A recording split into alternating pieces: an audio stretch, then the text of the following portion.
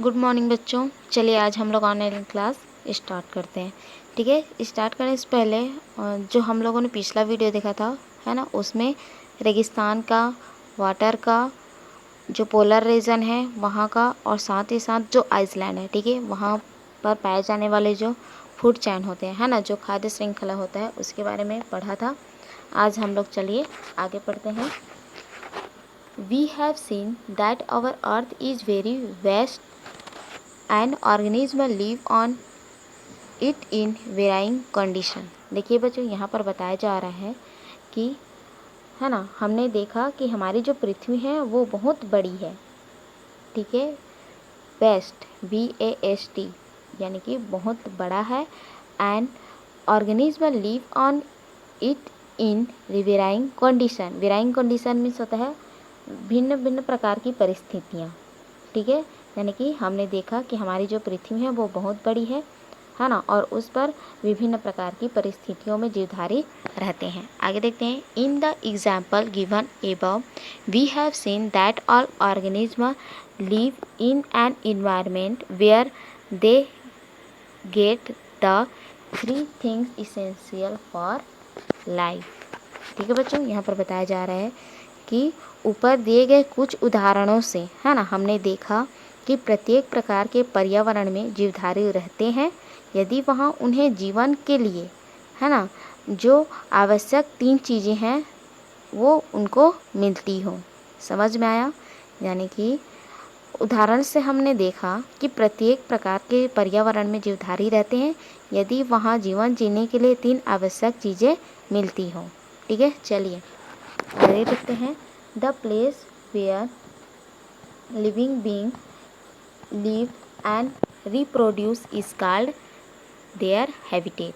है ना, यानी कि वो प्लेस है ना, यानी कि वो जगह जहाँ पर जीवधारी रहते हैं। ठीक है, लिविंग बीइंग लिव यानी कि जीवधारी रहते हैं, निवास करते हैं, और रिप्रोड्यूस करते हैं यानी कि जहाँ पर प्रजनन करते हैं, यानी कि अपने जैसे संतान उत्पत्ति करते हैं।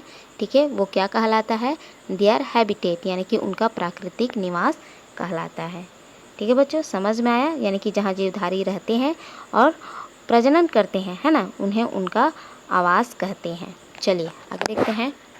Body structure of organism in different habitat get modified so that they can live in their habitat without any difficulty।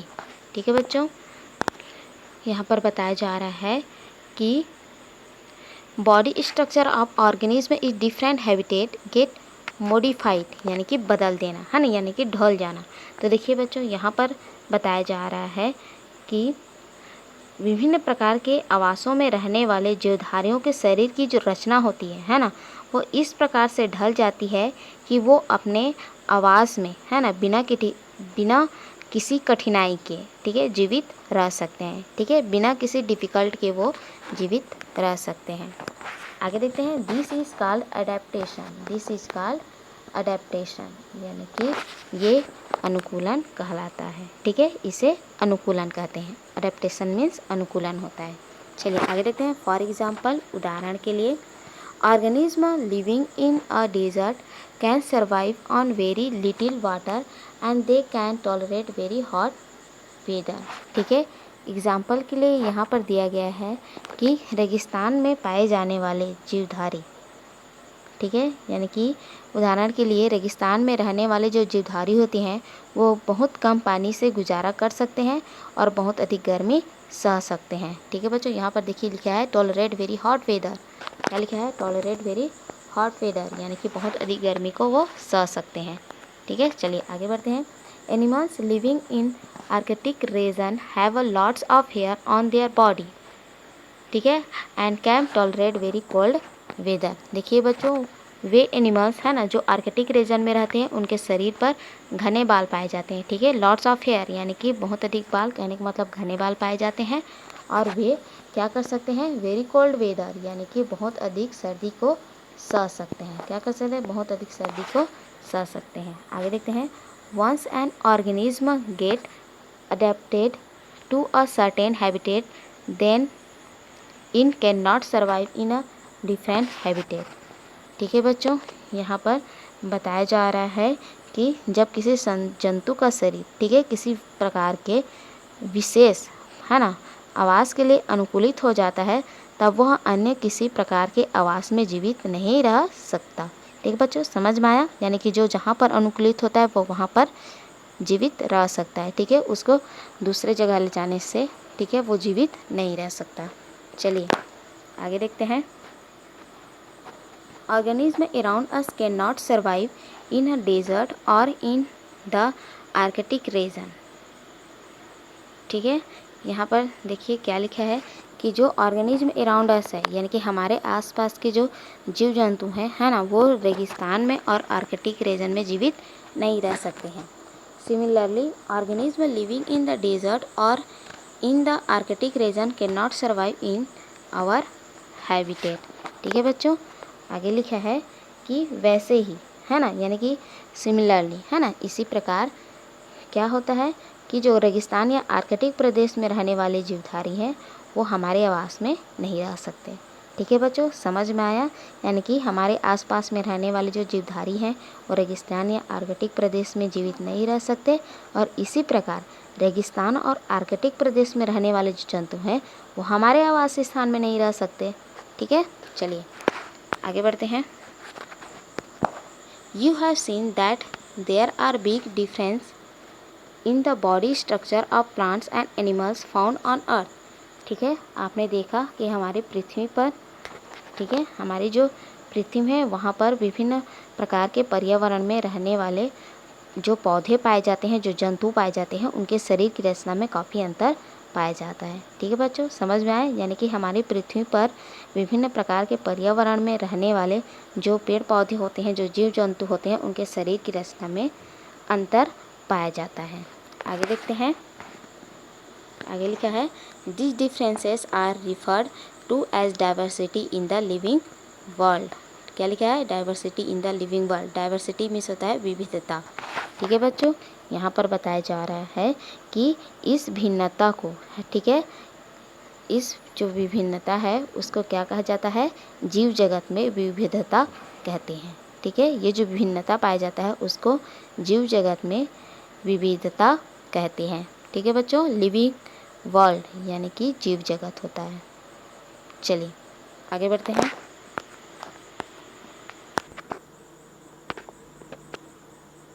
आगे देखते हैं बच्चों, यहाँ पर कुछ आप लोगों को इन्फॉर्मेशन दिया गया है। चलिए देखते हैं। As you know that various living and non living components are in our environment. ठीक है, यानी कि आप जानते हैं कि हमारे जो इन्वायरमेंट है उसमें लिविंग और नॉन लिविंग यानी कि सजीव और निर्जीव घटक पाए जाते हैं। ठीक है बच्चों, आप जानते हैं कि हमारे पर्यावरण में सजीव और निर्जीव घटक पाए जाते हैं।